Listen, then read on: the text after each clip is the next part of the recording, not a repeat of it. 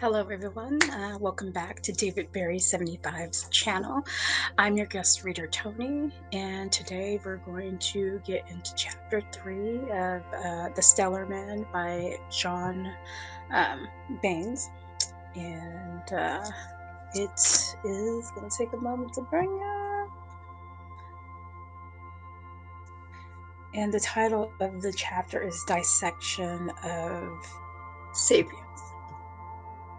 And you can quote me on that. It is. All right, here we go. Chapter 3, Dissection of Sapiens. Homo sapiens is the living paradox. One cannot say whether Homo sapiens is the greatest or the most insignificant of creatures that inhabit the earth. The most sublime qualities and the most vile and perverse passions are combined within him. There are many good people, but the evil ones are most numerous. The person who complies with the law, respects his neighbor, does good in general, and helps others according to his strength is called good. The amoral and destructive person who enjoys hurting people in one way or another is called evil. Unfortunately, both the good and the evil person are this way unconsciously, beyond their own volition. The good are kind in spite of themselves. The evil cannot avoid being so. Furthermore, they justify and accept it. The situation grows more complex with the observation that there are good men who are stupid and many evil men who are intelligent. How should we choose our friends? How can we tell who should be the recipient of our affection? In what manner can we assess ourselves in order to evaluate our own positions as living beings? We cannot divide the world into people who are good or evil, rich or poor, intelligent or stupid, important or insignificant. Generally, sapiens form groups according to the instinctive congeniality that is beyond all analysis. This alignment is usually established by qualities of defect, like except in amorous relationships where the opposite more frequently occurs. Scientists constantly study the psychology of sapiens, trying to somehow justify his finite contradictions. Innumerable treatises and essays of morality, love, ethics, life, death, and the finite and the infinite have been written. Nevertheless, very little light has been shed on the true nature of sapiens. This is not because science lacks knowledge. Rather, this knowledge is rendered useless due to the human being's inability to measure the true significance of recognized concepts. For example, a student can understand perfectly well the statement that human beings live in a permanent somnambulic state, especially since this fact is well documented. But the student will be absolutely incapable of projecting this concept to the general context of life. The student will not even remotely grasp all of the horror the statement entails. This is how the most arresting realities go unnoticed, even though they are public knowledge. One of the most striking facts is that we are animals. In order not to think of this as an abstraction, let us repeat several times: I am an animal. I am an animal. I am an animal. Think about what this really means, and all it entails. The majority of people will say they understand perfectly that they are animals, but it is certain that it will be absolutely impossible for them to visualize the amazing implications of this statement. Thus, science knows much but is ignorant of almost everything. In this case, we can well recall Desmond Morris's The Naked Ape, a study of the human animal. His book has a great impact on the public. The crude examination of the animal characteristics of Sapien made a true zoological portrait. What happened before this? Didn't people know that Homo sapiens or was or were a monkey? Of course they did. But no one truly evaluated the significance of it. Yet, Sapiens feel very proud of his talent, his creative genius, his capacity for reasoning, his capacity for affection and creative power, calling himself the highest living manifestation of intelligence or the most perfect living creature. Sapien is particularly satisfied with his culture and presumes that his ability to transmit it to future generations makes him enormously different from other animal species who apparently lack this ability. Likewise, Sapiens affirm that he possesses the highest privilege inherent in the decree of civilization obtained by his species. Statements such as all human beings have the right to happiness and all human beings are free in nature illustrates this. In other words, this is equal to maintaining that mere fact of having been born gives a sapient creature the right to liberty, happiness, love, and well being. In fact, Homo sapiens not only does not have any right to liberty, happiness, or any well being that has not that he has not earned for himself, but furthermore, he sorry, he is not even remotely as in intelligence rationally uh, and superior as he believes himself to be. On the contrary, Sapiens is virtually insignificant. Let's see if I can get it. Insignificant in the total context of nature. Sorry, that's just going to be there for a while. um, Sapiens functionally deficient and anthropologically immature creature who, for reasons of his own self esteem, prefers to bury this fact in the recessions of conscious and instead dream about his own illusionary intelligence and power. Sorry, I need to get rid of this. Sorry about that.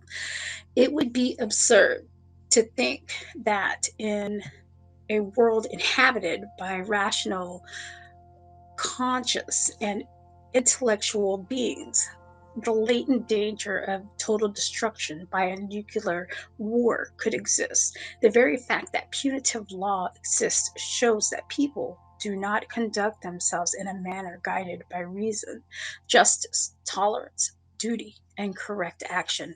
Insanity is psychological complexes and disturbances, suicide, crimes of passion, anguish, uncontrolled ambition, and assassination are proof of people's irrational conduct. Thus, sapiens claim to have a series of qualities, power, and privileges that only exist in his imagination. When Calderon de la Barca said that life is but a dream, he was more correct than anyone could ever imagine. The sapient species provide material in sufficient quantity and numbers for nature, so that according to her own laws, a few beings are produced who can finally fulfill an evolutionary goal.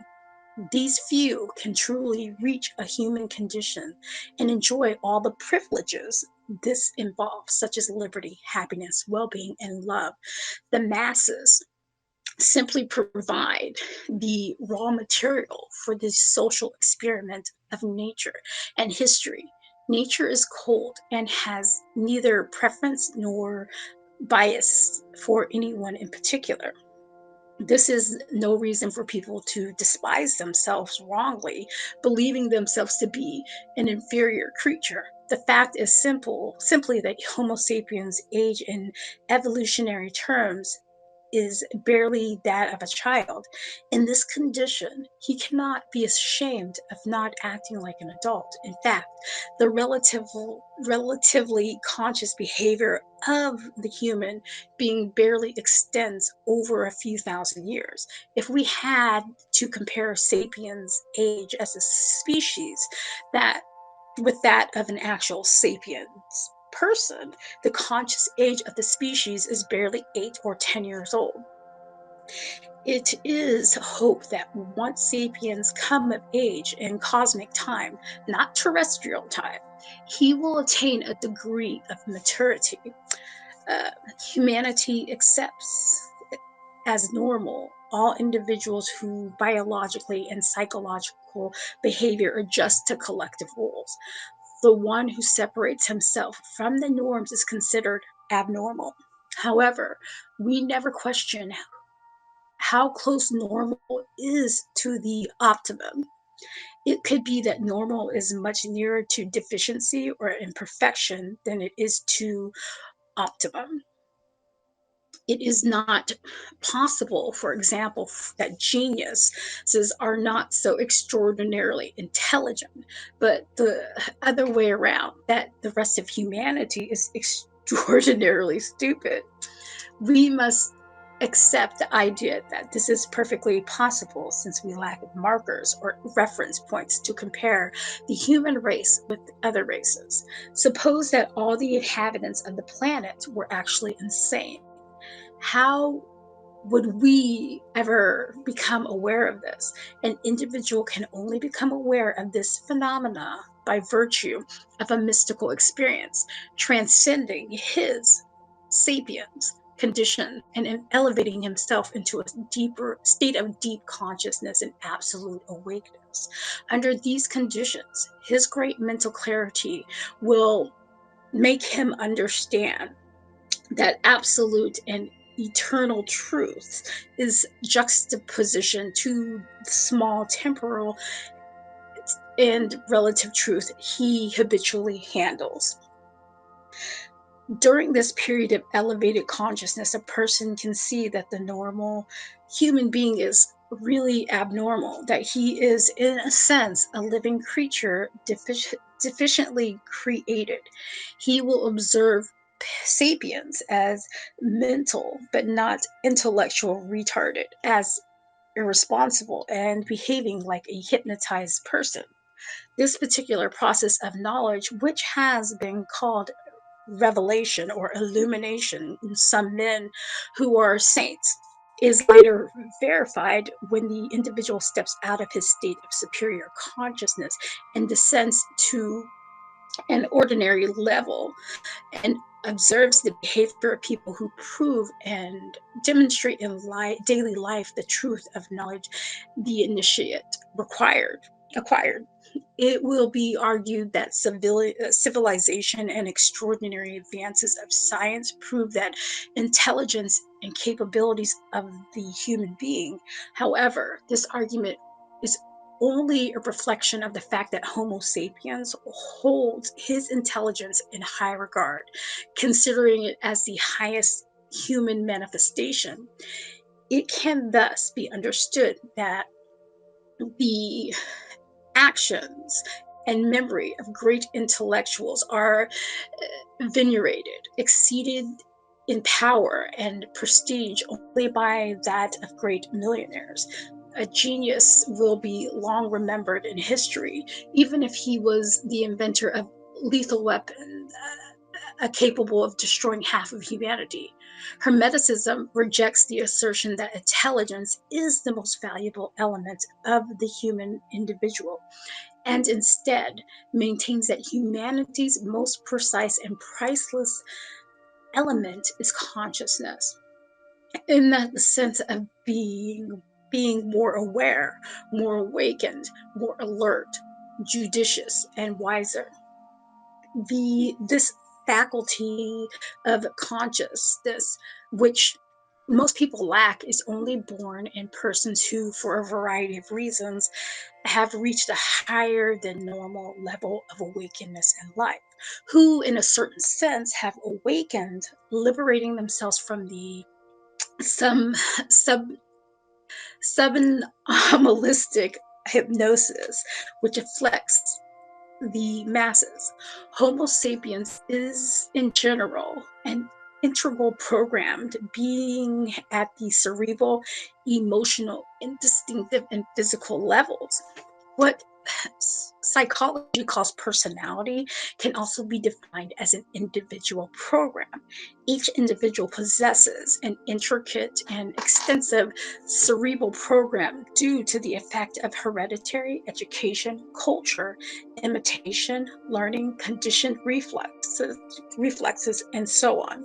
So when a person thinks he can only do so within the basic context of his cerebral program, from which he cannot deviate for any reason, even if he tries to do so, each person must necessarily keep to his cerebral script and cannot do anything other than manifest himself in it and through it. In order to understand this, one can think of program and consciousness as absolutely contradictory elements. Consciousness implies the capacity for change, choice, and self determination, which obviously is not possible in a being who is the visible manifestation of a program. The great programmer can be called God, universal father, cosmic intelligence, or any other name, but the reference is always clear. Due to his cerebral program and other little known phenomena, the human being lives in a permanent somnambulistic state. What is somnambulist? The dictionary defines somnambulism as an abnormal sleep state during which the person gets up, walks, and sometimes talks. Expanding this definition, somnambulism could be described as sleep that affects all humanity, during which people get up, walk, fight, love, hate, enjoy, suffer, think, procreate, live, grow old, and die without ever being aware of their hypnotic condition. Knowledge of hypnosis originated in the esoteric school, and science, in spite of having adopted it, is very far from understanding. The individual sleep by night, but is awake by day. What is not considered is that sleep and wakefulness presents two extremes of psychological awareness, and between these two poles there are many degrees. Thus, during the night, a person may sleep either lightly or extremely heavy. The same occurs with wakefulness, in which a person can be barely awake or extremely alert. Due to this, Sapiens gradually come to believe that his usual state of awareness during the day is being awake. In reality, this awareness is a state of hypnotic or subnomalistic sleep, in which a person can be dispersed while still having the appearance of being awake. Programmed intelligence apparently cannot perceive itself as being affected by hypnosis, especially when there is no one sufficiently awake to point it out. Nevertheless, history relates episodes in the lives of some philosophers who, because they become awakened men, understood the truth, had access to a profound and substantial reality, and tried to communicate their knowledge to others to help them awaken. Some people awakened, but the vast majority remained deaf, dumb, and blind. The majority of philosophers have been merely great oops, thinkers, but not awakened men, giants of intellect, but not of consciousness. This is why traditional philosophy has always been so arid, cold, abstract, and impractical. Philosophers were only in love with the truth, but in the form of an image or symbol, and not as a living reality. In this way, the intelligence Sapiens possesses, even when brilliant, is a mechanical, dead, and programmed intelligence. What about our creative capacity? It can be objected. When men prove this creative genius all the time, the reply to this is that the cerebral and cultural programming of the learned and wise man grows constantly, but always following the already established patterns. A person can constantly study or investigate, but always within the limits of the basic content of his intellect. Thus, he accumulates thousands of heterogeneous and homogeneous elements, which in his daily intellectual work can produce infinite combinations by the mechanics of thought, but not by the authentic process of creation. In this world, governed by the mechanical intelligence, the one who has the most information in his program and is capable of handling it as skillful as possible will be deemed the most intelligent. The Hermetic philosopher who has truly converted himself into an awakened man has a living, awake, creative, and unprogrammed intelligence. This is the exact opposite of the vast majority of humanity. The intelligence manifests itself far beyond the merely intellectual, reaching the peak of integral conception where intelligence must surpass intellectual boundaries in order to become that which is mind. In effect, Hermetic philosophers have given the word mind a meaning.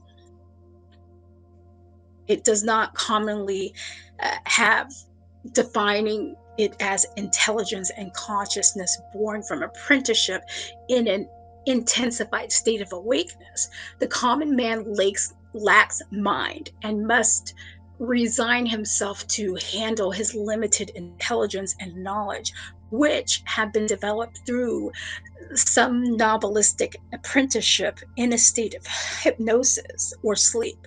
With his mind, the Hermeticist can reach the knowledge of absolute and eternal truths, as opposed to the relative and temporal truth of sapiens. The aim of Hermeticists are eternal. The aim of the profane are temporal and finite. Deprived of the mind's superior possibilities, sapiens obscurely sense his own weaknesses and vulnerabilities in the face of destiny, death, illness, war, poverty, and dangerous changes. This is why sapiens have always looked for leaders and chiefs with whose strengths will compensate for his own weaknesses. Guided by the same desire, he invented gods to which he prays for the power and strength he lacks.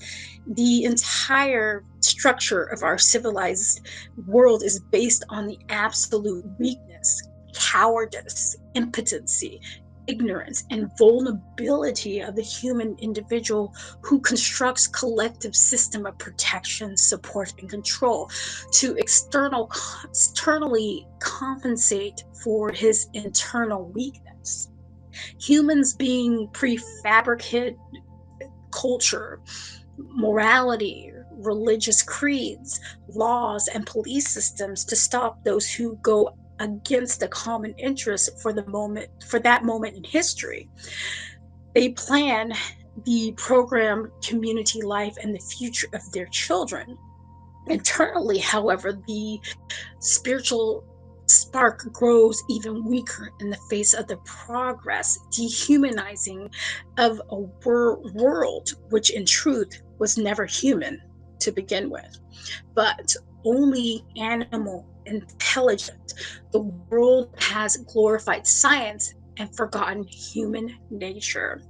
The center of gravity of a person's psychological awareness is projected more and more toward the external world progressively, abandoning itself to incarnate in the monstrous sons of civilization, consumer products, machines, cinema, and television.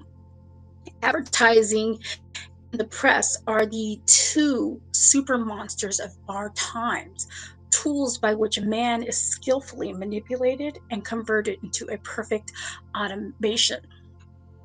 He becomes an obedient consumer of certain products, a respectful server of ideologies and systems, which in turn provide small groups with power. It isn't true. If it is true that we live in the era of multitudes and that their voices have taken over for the authority of kings and princes of the past, it is no less true that history is in the conflict of minorities. That is to say, of the leaders who direct the masses. On this point, the words of Professor Ludwig von Bertalanffy of the University of Alberta are interesting. Behavior is a response to stimuli coming from the outside.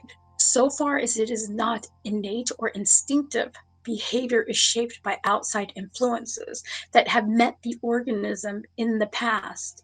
Classical conditioning after Pavlov, instrumentally conditioning after Skinner, early childhood experience after Freud, secondary reinforcements after more recent theories.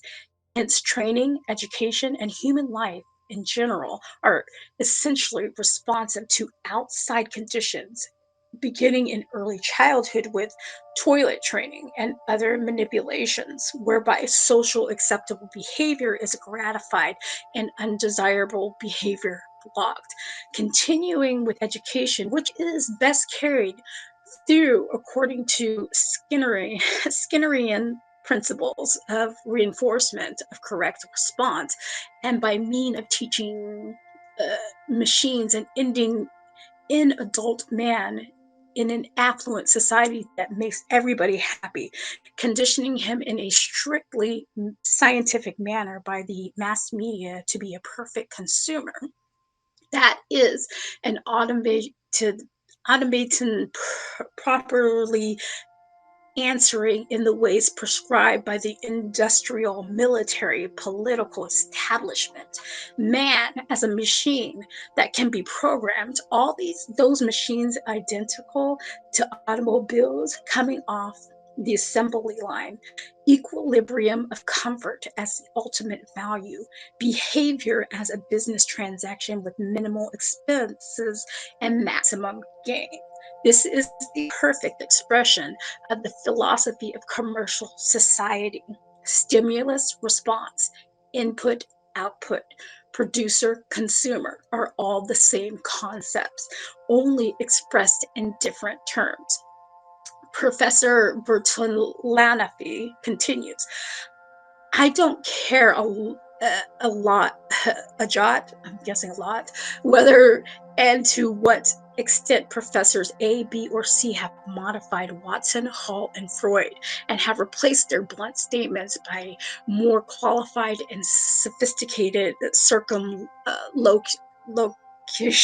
locutions. I do care a lot about the spirit still, in all pervading in our society, and even more seems necessary to keep it going, reducing man to the lower levels of his animal nature, manipulating him into becoming a feeble minded and consumeristic automation or a marionette of political power. systematically dulling his brain through a perverse system of education. In short, dehumanizing him even further by means of a sophisticated physiological technology. The effects of this manipulation we see everywhere in the unspeakable vulgarity of popular culture, in the unbearable children and teenagers who do not know their mother tongue when entering college, but are glued to the television screen for 5 hours a day and find no better outlet than drug addiction, premature pregnancies, and delinquency in a drab society in which, though its meaningless rat race fills thousands of mental hospitals, in politics which has converted Jeffersonian democracy into a manipulated herd of cattle, mass persuasion is, of course, one of the oldest human arts from the sophist of Athens, the rhetoric of Aristotle, and the medieval trivarium of Hitler's famous manual. But so long as it was art, its effects remain capricious and unpredictable, as well as limited in space and time. Rebellion was possible even against the most powerful dictator. As a matter of historical fact, dictators usually come to a bad end. This was basically changed when mass persuasion became scientific, using psychological mechanisms and techniques. Then its power, because it was not imposed from outside but was internalized, became unlimited and nearly impregnable, aided by the mass media, who barrage uh, has no limit in space and is nearly continuous in time. This, besides nuclear weapons, is the great discovery of our age, the power of modeling men in automa, buying everything from toothpaste and the Beatles to presidents, atomic war, and self destruction. Homo sapiens, aligned by these powerful forces, is simply a puppet who has no other alternative but to live his life and play the role he has been assigned in the drama of creation. Could this be a gigantic or horrendous conspiracy planned by anonymous powers, or is this only a pastime of the gods? The constant bombardment through audiovisual means, which powerfully impact the psyche, the numerous requirements of society, and the increasing complexities of civilized life, all keep the individual fascinated and suspended in a veritable somnambulistic trance from which he will awaken with difficulty. This is due to the fact that the relationship between the person and the environment is in constant process of feedback, which acts as an element of maintaining and reinforcing hypnosis. Hermeticists can isolate themselves psychologically from the negative influence and remain awake, but are forced to share with people the material circumstances derived from the situation of mass hypnosis. Society does not cause the somnambulistic sleep of Homo sapiens. It only acts in maintaining and reinforcing it. Sleep is a universal force which is present throughout the cosmos and is manifested in several ways. According to Hermetic tradition, when the supreme creator expelled man from paradise, he punished them by embedding a mechanism for hypnotic sleep in his brain in order to make him an obedient servant in the vineyard of the Lord. The Hermetic masters wish to share the joy of a state of superior awakeness with those who are prepared for it, maintain Hermetic schools where the person is given an opportunity to liberate himself from the slavery of sleep, which turns man into an animated, malleable instrument.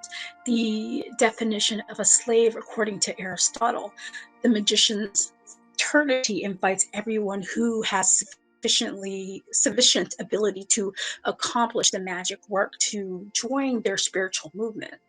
Man can recover the lost paradise and even gain an advantage, as he can live there again after having eaten and forbidden the forbidden fruit, which, according to the Bible, would make man like unto God. However, this invitation only for those who have eyes to see and ears to hear, as the lips of wisdom remain closed to those who do not know how to listen. Let it not be thought that everyone can cross the threshold that led to supreme joy and immortality. On the contrary, many are called, but few are chosen. Each person has a personal level, and if that level is too low, conceptually and culturally speaking, the space he has to cross to reach the level of true school of initiation is insurmountable. On the other hand, he can prepare himself for initiation by leading a virtuous and disciplined life, seeking to attain moral and spiritual advancement. Many times, life itself will have sufficiently prepared a person. There are no rigid rules in this. In certain cases, an individual will require higher education as a basic requirement to enter the school, since without the cultural foundation, it would be impossible for him to understand the teachings, and his path would be an act of faith, which is insufficient.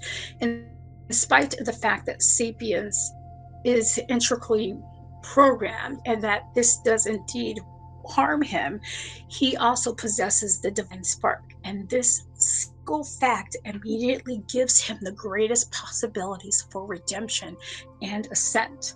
This can be seen in those people who, for some reason, have an extraordinary, powerful divine spark, and who show this by doing all kinds of great deeds, and who face life with superior criteria. If we dissect man, it is only to show him the possibilities of evolution and not as a cruel or destructive criticism. All right, that is chapter 3, guys. And next time I guest read will be the chapter 4, the collective soul of the species. All right. I hope you guys, again, all enjoyed chapter 3 of The Stellar Man, and you all have a great day. See you later. Bye.